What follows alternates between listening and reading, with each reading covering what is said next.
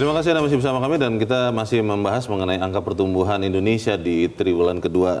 Pak Heri, kalau kita lihat industri itu juga menyumbangkan kontribusi menurut BPS ya, di triwulan kedua 2025. Itu pembentukan modal tetap bruto atau investasi tumbuh hampir 7% ya, 6,99. Ini katanya tertinggi dalam 4 tahun terakhir. Ini industri mana nih Pak yang menyumbangkan signifikan? Kalau kita lihat ini ya, komponen itu kan ada dari bangunan, mesin, kendaraan, peralatan lainnya gitu ya, dan kekayaan intelektual.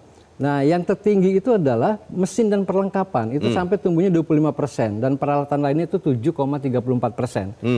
Nah, ini konsisten dengan misalnya di secara sektoral. Kalau tadi PDB pengeluaran, di PDB berdasarkan lapangan usaha itu juga tumbuh.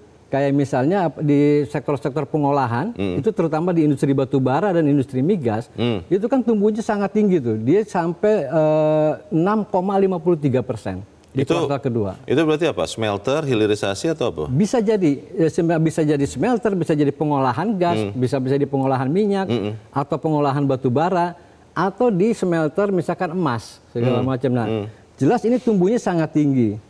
Nah, begitu juga yang tinggi juga adalah misalnya industri kimia.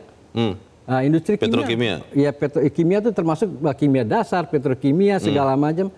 Di dalamnya juga ada farmasi, kemudian ada obat tradisional. Nah, itu juga tumbuhnya sangat tinggi tuh, sampai 8,31%. Nah, itu sektor-sektor. Tapi kalau di sini kita tidak ketemukan, misalnya gitu. Jadi kalau orang melihat, oh ini kan banyak PHK. PHK itu di sektor apa? Misalkan di sektor garment atau di tekstil, produk tekstil. Alas kaki. Nah, itu tapi kan itu hanya satu bagian. Tapi sektor-sektor yang lain itu kan tumbuh juga besar. Dan ada yang 8%, ada yang 7%. Dan menyerap tenaga kerja begitu. Dan pasti menyerap tenaga kerja.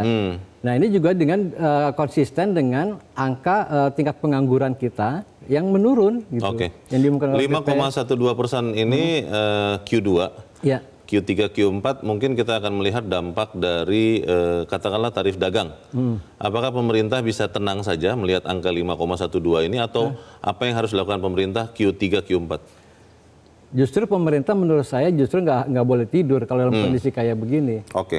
Siklusnya itu setelah tinggi di Q2 itu biasanya di Q3 itu akan mengalami perlambatan, akan mengalami sedikit perlambatan. Nanti di Q4 itu dia mulai naik lagi walaupun tidak tinggi. Tapi Q4 itu adalah di situ area itu yang sangat resisten. Nah, karena justru menurut saya menteri-menteri ekonomi ini kalau udah kayak gini jangan tidur.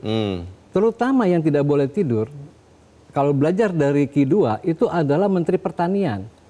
Iya, karena kan tanaman pangan itu kan mengalami kontraksi. Nah, jadi sudah tidak panen lagi. Tidak panen di lagi. Q3, Q4. Tapi kan dia harus pikirkan. Dia harus dipikirkan. Kan padinya sudah banyak berasnya sudah banyak di gudang Bulog, aman dong, 2,6 juta. Iya.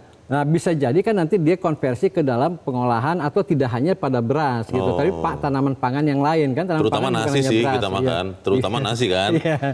Nah, itu jadi menurut saya selain tarif Amerika segala macam yang kemungkinan kita juga akan kebanjiran barang impor.